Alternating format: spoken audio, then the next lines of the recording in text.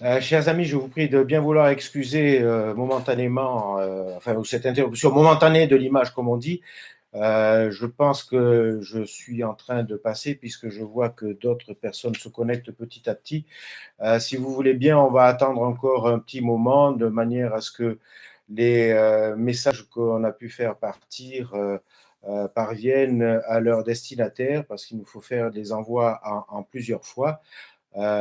Et en fait, voilà, je répéterai ça tout à l'heure quand d'autres seront un peu plus connectés. Pour le moment, nous ne sommes que 3 à l'être. C'est probablement dû, au fait que la musique que j'ai passée, en introduction, n'est pas libre de droit, et que YouTube surveille ce genre de choses, et que donc nous avons été empêchés.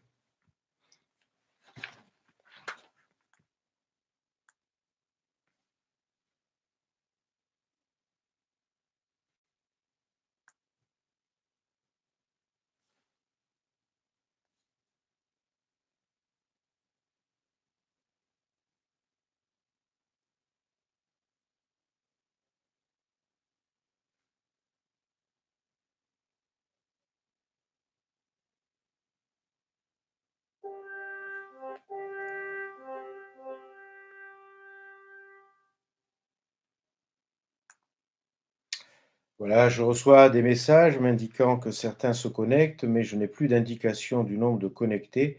Donc, on va attendre encore un tout petit peu, si vous le voulez bien.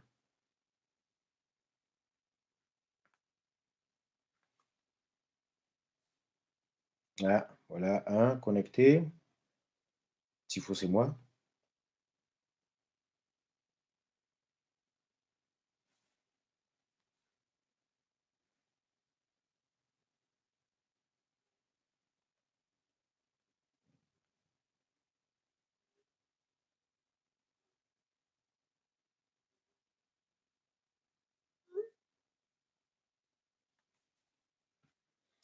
Voilà, je m'excuse pour ce silence, mais j'attends qu'il y ait ma confirmation que d'autres soient connectés. Je vois, ça à peu près, ça monte un peu. Je vois 4 personnes.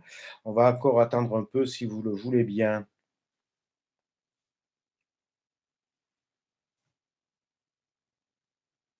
Ah voilà, ça monte un peu. Je suis à 13, donc ça veut dire que certains ont reçu le lien, sinon ce ne serait pas possible. Voilà, 16, c'est bien. Écoutez, je démarre quand vous serez 50, pas avant. Voilà. Non, je plaisante. Du coup, voilà, d'autres personnes se connectent, je vois. Apparemment, donc c'est efficace. Je vais le répéter, nous sommes une vingtaine. Voilà. J'avais une très, très belle musique d'entrée que je vous, ferai parvenir, par le lien sur le site, de la paroisse, mais qui n'était pas, manifestement libre de droit, et vraisemblablement, c'est à cause de ça, que, notre diffusion a été interrompue. Je vois des messages qui me parviennent me disant par SMS que la connexion est réussie. Nous sommes, à 24, mais je crois que vous avez vous-même le chiffre. Je vais couper mon téléphone de manière à ne pas être dérangé après. Voilà. Nous allons encore attendre un tout petit peu, si vous le voulez bien. Voilà, vous pouvez continuer à faire des SMS, mais voilà, je veux dire, apparemment, c'est manifeste que les gens se connectent petit à petit. Il est 11h02 à mon ordinateur, et je pense que je vais démarrer d'ici quelques petites minutes. Voilà, le chiffre commence à monter. Bienvenue, bonjour. J'espère que vous allez bien. Voilà, comme je le disais, euh, le morceau de musique que j'avais choisi pour démarrer notre culte était un extrait d'un disque qui s'appelle Lambarena, en consonance probablement avec Lambaréné, l'endroit où le docteur Schweitzer avait fait sa mission. Et c'est un disque qui s'appelle Back to Africa et j'aime bien le jeu de mots que ça suppose parce que back comme le musicien back hein, pour l'Afrique et en même temps retour vers l'Afrique et je disais mais peut-être certains d'entre vous l'ont entendu mais je crois que non puisque ça a coupé tout de suite après. Je trouve que dans les informations que nous avons assez peu de nouvelles de l'Afrique et de ce qui se passe en Afrique. Est-ce que par exemple certains d'entre vous ont entendu parler de la manière dont on gère l'épidémie en Tunisie, au Maroc, en Algérie, assez peu, il faut vraiment chercher beaucoup pour avoir ces informations-là. Heureusement que grâce au service d'émission, le DEFAP ou quelques organisations non gouvernementales comme l'Appel, qui est une association qui a été entre autres fondée par des paroissiens de l'église de Bois-Colombes, nous avons des missions dans ces pays-là, notamment le Rwanda, qui nous permettent de pouvoir avoir des nouvelles. Voilà, petit à petit, les gens arrivent, nous sommes une cinquantaine, je vais encore attendre un tout petit peu et puis je vais démarrer ce culte. Je vous prie de bien vouloir m'excuser, je vais quitter l'écran juste pour m'humecter la gorge parce que je suis un peu ému par cette situation. Voilà, je ne suis pas stressé, je suis juste ému, mais je voudrais me mettre dans de bonnes conditions pour pouvoir après écouter comme vous la parole et partager avec vous ce que j'ai préparé pour ce culte.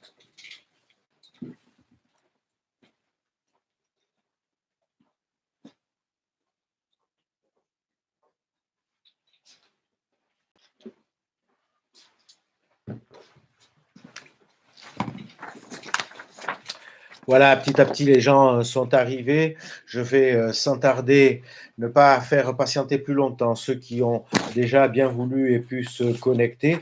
Euh, voilà, nous sommes aujourd'hui au début de la semaine qu'on appelle traditionnellement la semaine sainte. Et je trouve que ce n'est pas une bonne appellation parce que cette semaine n'est pas plus sainte que les autres. Dans notre conception des choses, le saint, c'est celui qui est mis à part. Or, pour Dieu, pour nous, pour les chrétiens, pour ceux qui mettent le Christ au centre de leur existence, ben, il n'y a pas de semaine plus mise à part que d'autres. Peut-être qu'il y a des semaines plus particulières. Et effectivement, celle dans laquelle nous rentrons est probablement une particulière compte tenu qu'elle nous conduit vers Pâques et qu'elle termine notre temps de carême, qui est justement, comme je le disais la semaine dernière, avant d'être un temps d'introspection, ou en tout cas un temps de tristesse, c'est surtout un temps de retour sur soi, justement, oui, d'introspection, de réflexion, de positionnement par rapport à notre foi. Et nous sommes quand même un peu plus de 2 milliards sur cette terre à rentrer dans cette semaine où nous allons nous préparer au mystère du passage de la mort à la vie de Jésus, qui nous annonce aussi notre propre vie qui n'aura pas de fin. Il rentre dans la vie, il rentre dans nos vies. Ce matin, il vient à notre rencontre, il nous rejoint. Il nous donne sa grâce et sa paix au nom de son Père, au nom de Dieu qui se veut être le Père de tous. Je connais les projets que j'ai formés pour vous, dit l'Éternel.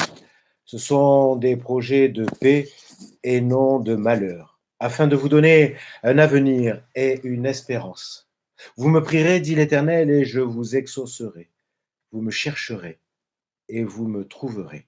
Si vous me cherchez de tout votre cœur, je me laisserai trouver par vous, dit l'Éternel. Vous serez mon peuple et je serai votre Dieu.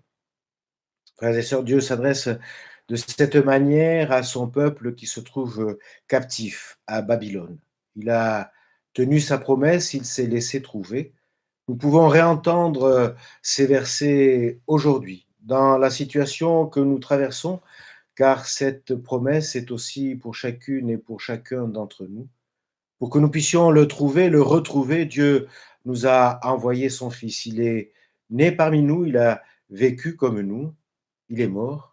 Dans son amour, Dieu l'a ressuscité d'entre les morts afin que nous croyions et que nous ayons la vie qui n'aura pas de fin. Car Dieu a tellement aimé le monde qu'il a donné son Fils unique afin que quiconque croit ne périsse pas, mais qu'il ait la vie éternelle.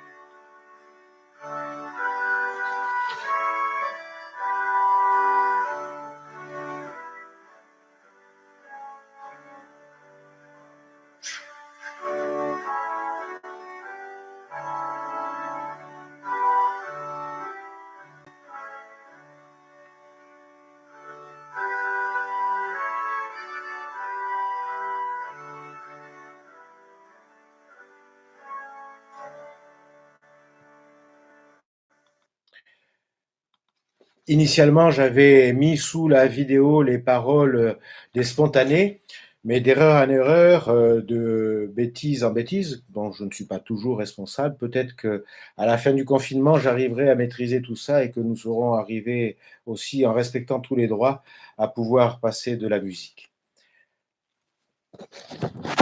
Le Seigneur nous a créés à son image pour nous rendre conformes au projet qu'il a établi pour chacun et pour chacune d'entre nous, mais il nous faut le reconnaître.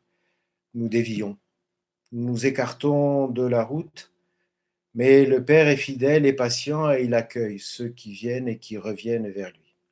Alors nous voici ce matin avec nos succès et nos insuccès, nos fidélités et nos infidélités, avec nos amours mais aussi nos rancœurs, toutes ces choses qui lui plaisent, mais aussi celles qui le font souffrir dans son cœur. Alors nous pouvons demander son pardon, nous pouvons lui demander qu'il prenne pitié de nous. Le culte, où nous nous mettons à l'écoute de la parole de Dieu, où nous prions les uns avec les autres et les uns pour les autres. La lecture de la Bible sont là aussi pour nous aider à demander pardon.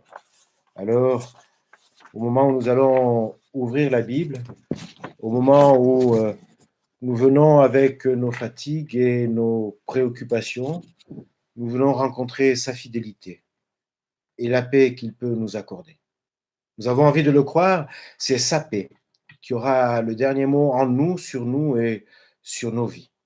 C'est pourquoi nous pouvons maintenant demander le silence intérieur, pour que les mots que nous allons entendre puissent résonner, faire sens, donner du sens, porter du sens dans nos vies. Et nous avons bien besoin que Dieu nous accorde son esprit pour que ce sens vienne.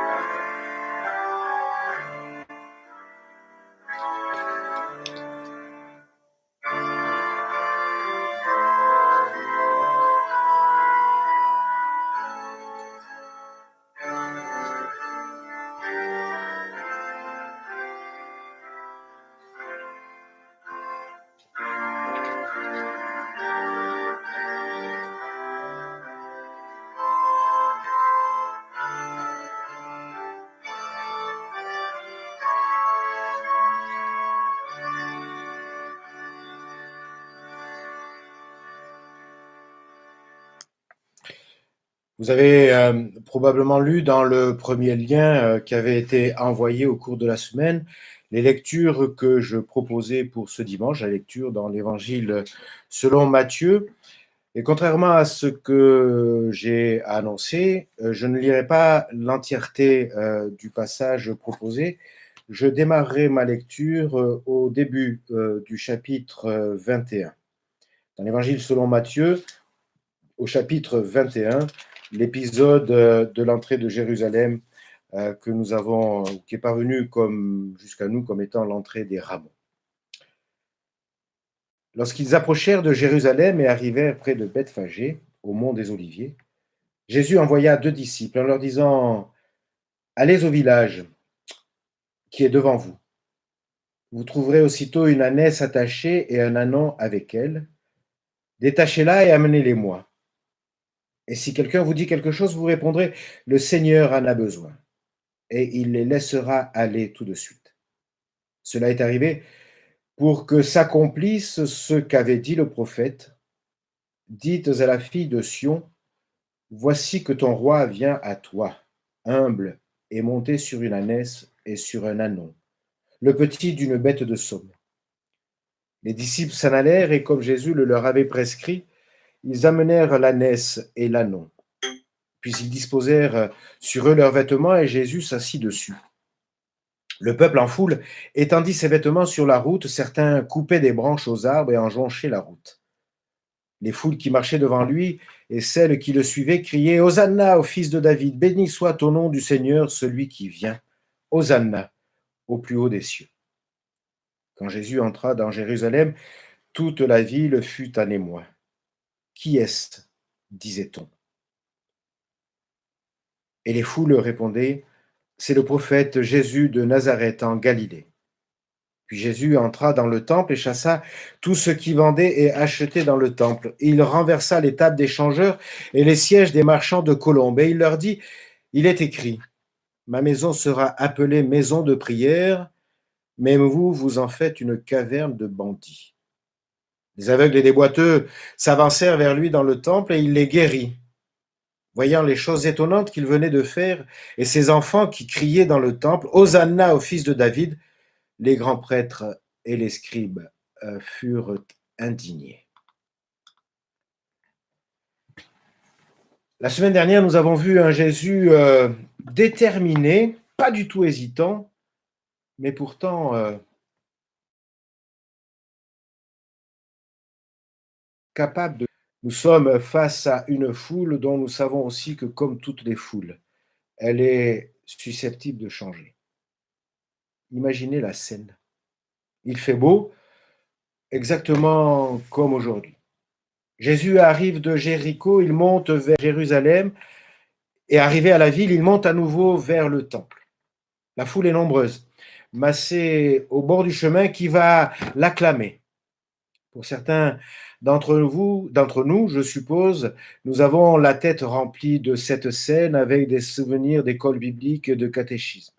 Peut-être même que certains d'entre nous ont mimé cette scène. En tout cas, moi, je me souviens de l'avoir mimé à mon école biblique à Toulouse.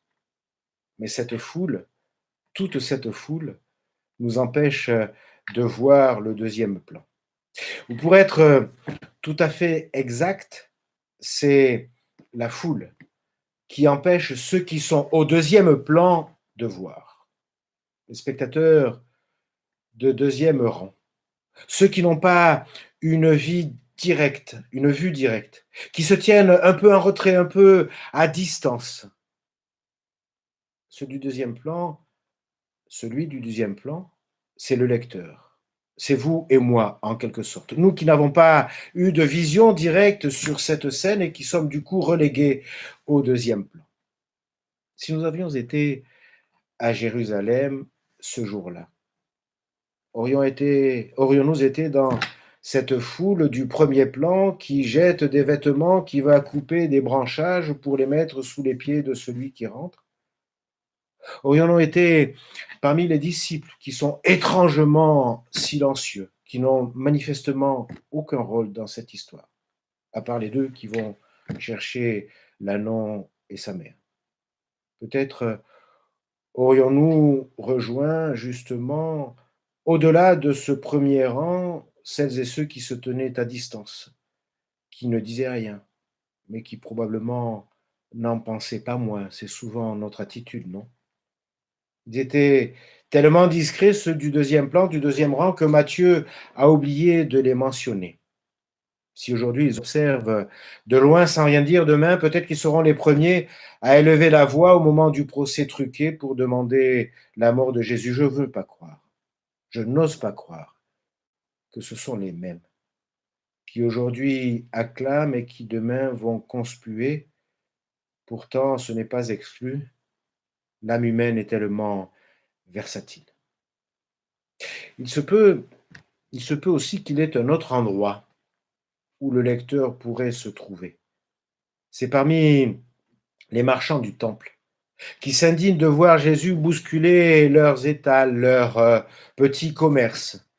Peut-être que comme eux, nous aurions été scandalisés qu'on nous empêche de faire notre négoce indispensable à la sérénité des offices religieux, scandalisés que le culte ne se déroule pas selon l'ordre habituel. En même temps, c'est ce que nous vivons nous-mêmes depuis 3 semaines. Parce que sans les marchands, l'autel serait déserté par les prêtres incapables de sacrifier Et sans le service des prêtres, le pardon de Dieu n'aurait pas pu être accordé aux pèlerins. C'est quand même important, les marchands du temple. Il se peut aussi, amis, frères et sœurs, que nous fassions partie de ces aveugles qui mendiaient sur l'esplanade et que Jésus a guéri. C'est la raison pour laquelle j'avais choisi de vous faire lire un peu avant et un peu après le passage de l'entrée dans Jérusalem. Pour que ceux qui ont pu avoir le temps dans leur confinement de lire ces passages-là se rendent compte que cet épisode-là est encadré par deux guérisons d'aveugles et ce n'est pas une coïncidence. Cela veut simplement nous faire comprendre que nous aussi, il nous arrive d'être aveugles et que nous avons besoin qu'on nous ouvre les yeux pour comprendre. Mais dans les deux cas, je vous ferai remarquer que ceux qui recouvrent la vue saluent Jésus du titre de fils de David. Il est donc nécessaire que Jésus nous ouvre les yeux, nos yeux, à notre tour pour que nous reconnaissions en lui le fils de David. Alors la question qui se pose à nous maintenant, c'est de chercher à savoir ce que nous ne voyons pas pour qu'il soit nécessaire qu'on nous ouvre les yeux. Peut-être qu'il nous sera plus facile de répondre à cette question si nous commençons par nous interroger sur ce que nous voyons, sur ce qui peut nous sembler évident, pour que nous puissions nous demander en quoi ce qui nous semble évident nous empêche de voir ce que nous devrions voir et qu'il faut nous expliquer. Ce que nous voyons, nous, assistants et spectateurs de deuxième rang, c'est une manifestation populaire que l'évangéliste Matthieu s'efforce de dépeindre, de décrire comme une procession royale, semblable à celle qui a eu lieu à l'époque du roi David, quand il désignera son fils Salomon comme successeur. Le jeune prince empruntera, monté sur la mule de David, le même chemin pour recevoir l'onction royale. Mais ce geste de rentrer dans la ville sur une bête somme toute modeste, un âne et pas le cheval qui est la monture du cavalier et du guerrier, s'enracine aussi ou trouve son origine dans le premier roi d'Israël, Saül, qui pareil est monté jusqu'au sommet avec une mule. C'est toute la tradition biblique et tout l'art de l'évangéliste qui nous permettent de comprendre cela. Mais manifestement, cela n'est pas suffisant et Jésus est obligé de nous ouvrir les yeux sur une réalité que nous ne voyons pas de prime abord. Ce que nous ne voyons pas, c'est que cette pantomime, parce qu'il s'agit d'une pantomime, est dérisoire, ridicule même. Le calendrier de l'époque est respecté et ce n'est pas étonnant qu'il y ait énormément de monde. Cet épisode prend place lors de la fête de Purim, qui commémore la délivrance miraculeuse par la reine Esther d'un massacre qui aurait dû massacrer, c'est le cas de le dire, tout le peuple juif. Vous trouverez ça dans l'Ancien Testament, dans le Premier Testament, dans le livre d'Esther. Cette fête de Purim, dite la fête des sorts, parce que le jour du massacre devait être tiré au sort, donnait lieu à des réjouissances populaires et la foule envahissait la rue.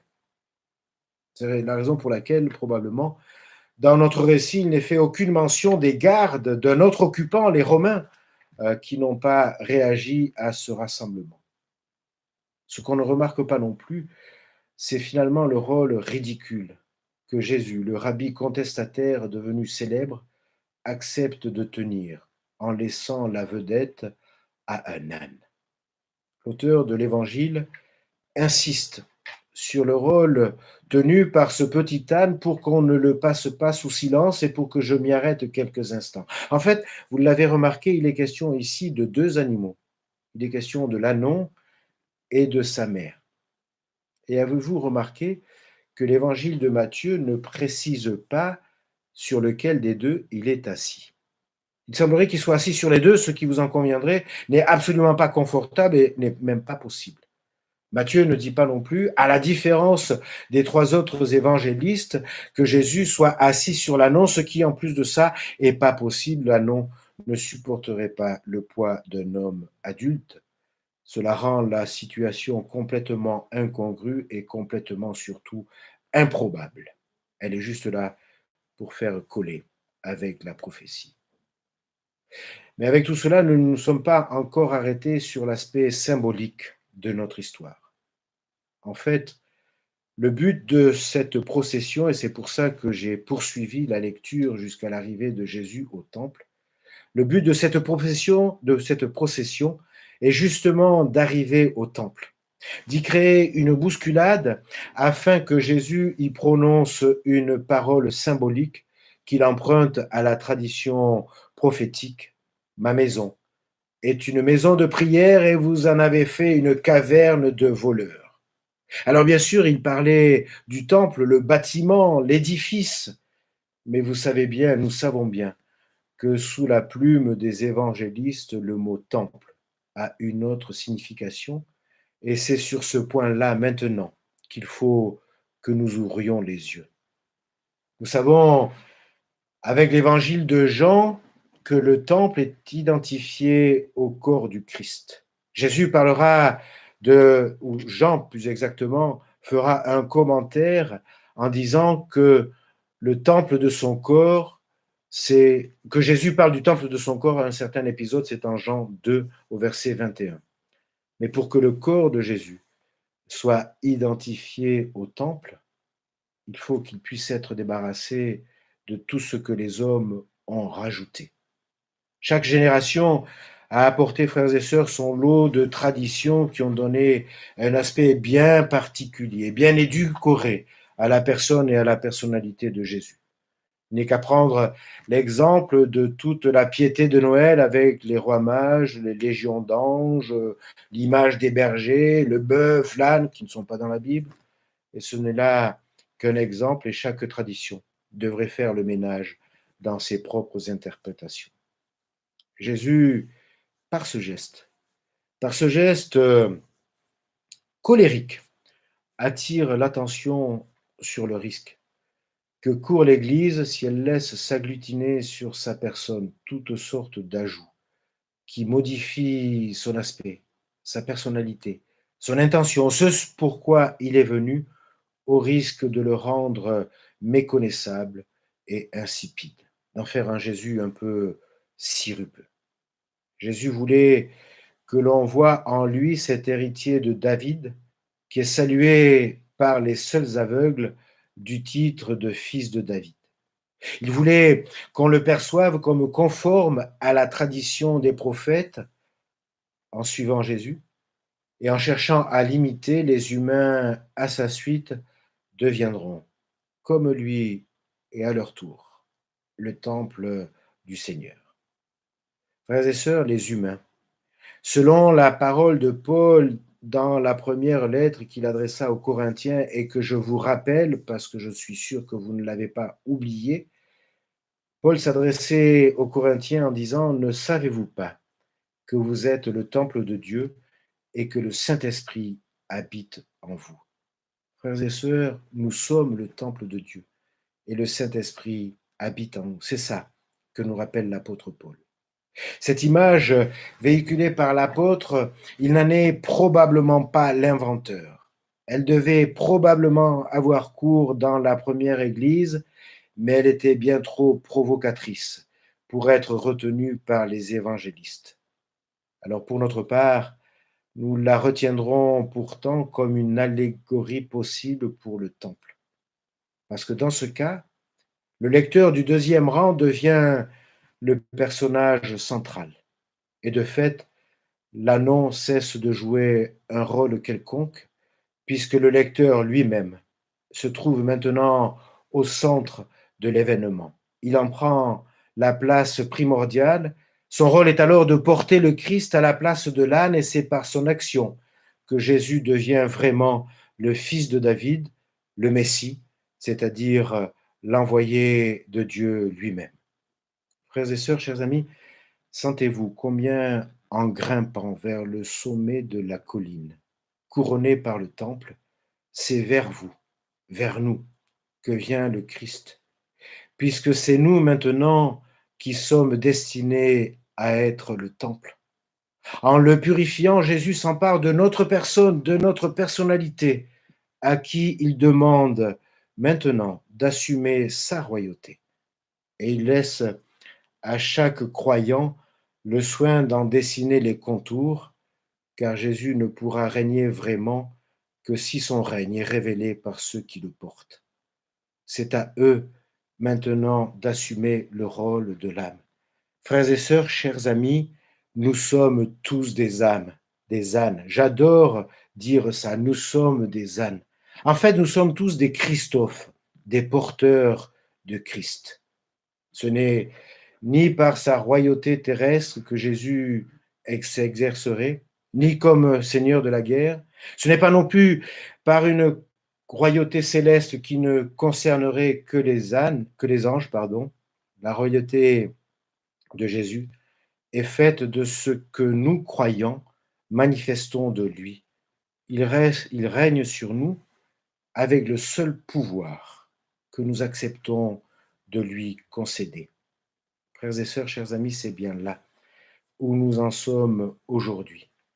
Jésus nous a dit, mais est-il besoin que je le répète encore, que son seul pouvoir réside dans l'amour et que sa seule force est dans la justice. Il préconise le partage de toutes choses et souhaite faire du mieux-être de nos semblables. La préoccupation est le centre de nos préoccupations. Chacun, bien sûr, s'efforce d'ajuster au mieux son comportement à cette volonté du Seigneur. Cela peut prendre, selon les moments, une part insignifiante dans nos actions. Cela peut aussi, à d'autres moments, prendre beaucoup de place. C'est nous seuls qui le savons, en fonction de l'intérêt que nous accordons et que nous portons à Jésus.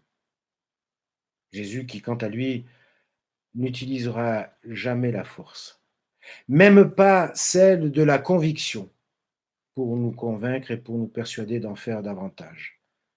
Tout juste, si, comme le dit la parole de l'Apocalypse, il se tient à la porte et il frappe, et que si nous entendons sa voix et nous lui ouvrons, il rentre.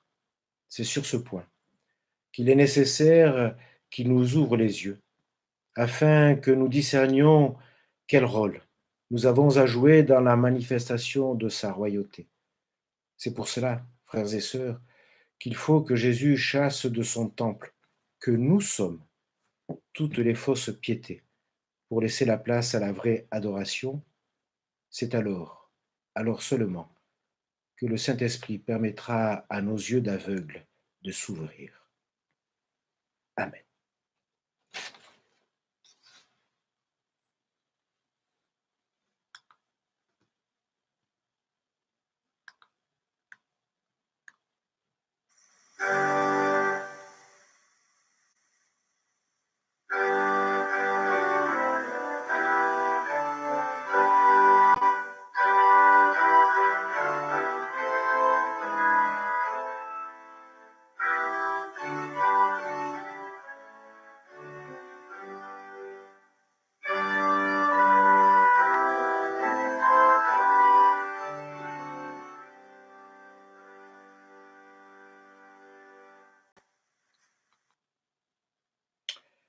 Je vous invite à écouter la confession de foi que j'ai retenue. Je la remettrai à nouveau sur le site. Elle est courte.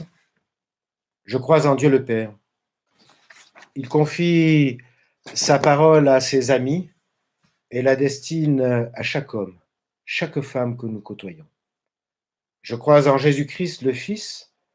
C'est l'envoyé de Dieu qui a manifestement accompli la parole de son Père. Je crois en l'Esprit Saint. Il rassemble les croyants et fait de nos communautés de vraies maisons de prière. Amen. Je voudrais, avant de terminer ce culte par la prière universelle, la prière d'intercession, que je poursuivrai bien évidemment par le Notre Père, donner quelques nouvelles des uns et des autres qui nous sont parvenues. D'abord, Minara Andriaja, la monitrice de l'école biblique dont je disais donner des nouvelles la semaine dernière, va mieux. Minara Zakorisoa se remet de son hospitalisation, nous pouvons lui l'apporter dans nos prières et faire passer par mon intermédiaire, par celui de Juliette aussi, tous les messages qui lui parviendront. Il nous faut nous réjouir avec Alain Lacour qui prépare le 100e anniversaire de sa maman cette semaine. C'est la doyenne de notre paroisse. Elle est à la résidence des Marronniers et comme d'habitude, elle recevra la carte de vœux que la paroisse envoie à toutes les personnes, à tous nos anciens. Et puis je voudrais aussi signaler un autre anniversaire, celui de Louis, qui est un ami d'un de mes enfants et qui nous écoute. Et je voudrais aussi saluer Clara et Marie, qui sont nos sœurs confinées tout le temps, elles, puisqu'elles sont sur un fauteuil roulant et que le confinement du Covid rend encore plus compliqué en ce moment. Nous pouvons aussi les porter dans notre prière. D'autres sont affectés plus ou moins lourdement.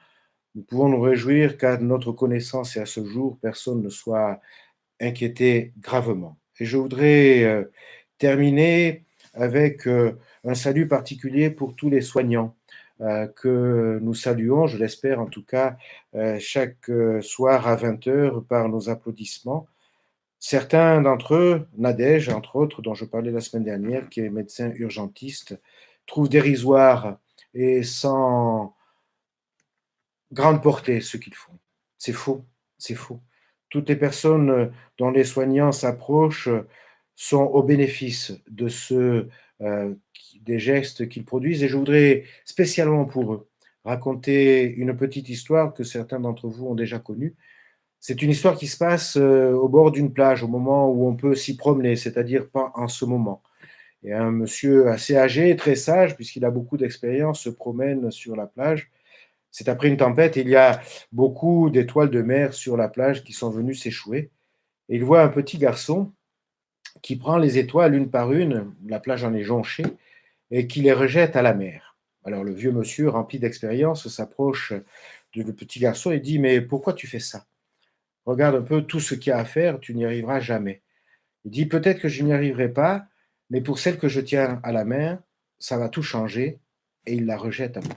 Eh bien voilà, vos gestes dérisoires, Nadège et vous tous les soignants, dont vous pensez qu'ils ne servent pas à grand-chose, ils peuvent changer complètement la vie d'un homme. Et je voudrais annoncer que, à la fin de ce culte, il y aura à nouveau une autre histoire. Je vous invite, à la prière. Ô Jésus, en ce jour de fête, tu es entré en roi dans la ville sainte. Tes disciples et une partie de la population t'ont salué comme Messie, comme fils de David, comme envoyé de Dieu, comme roi. Alors nous te demandons de venir aujourd'hui régner sur nous, toi que nous reconnaissons. Permets-nous de t'offrir notre louange, notre ovation, nos applaudissements comme ceux que nous offrons le soir aux soignants. Bien sûr avec des signes extérieurs, mais aussi par une vie renouvelée, ensoleillée à l'image de cette journée par ton amour.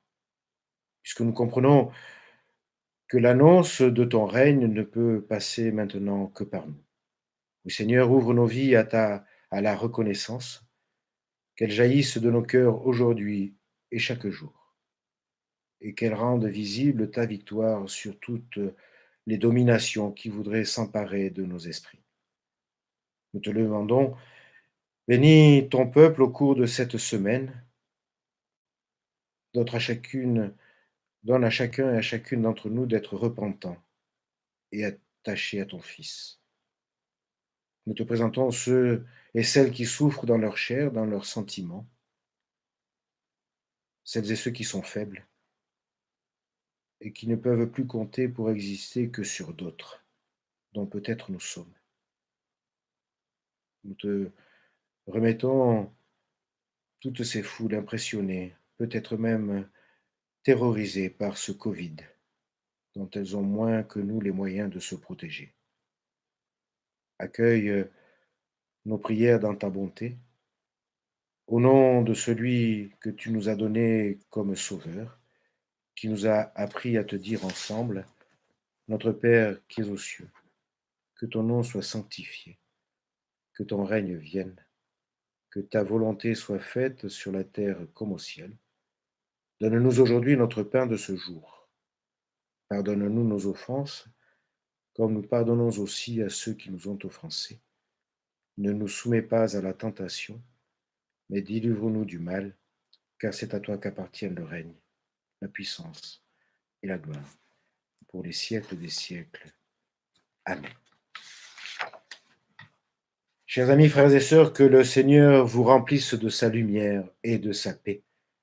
Qu'il mette à vous le rayonnement de son amour, que la lumière de son espérance éclaire chacun de nos chemins.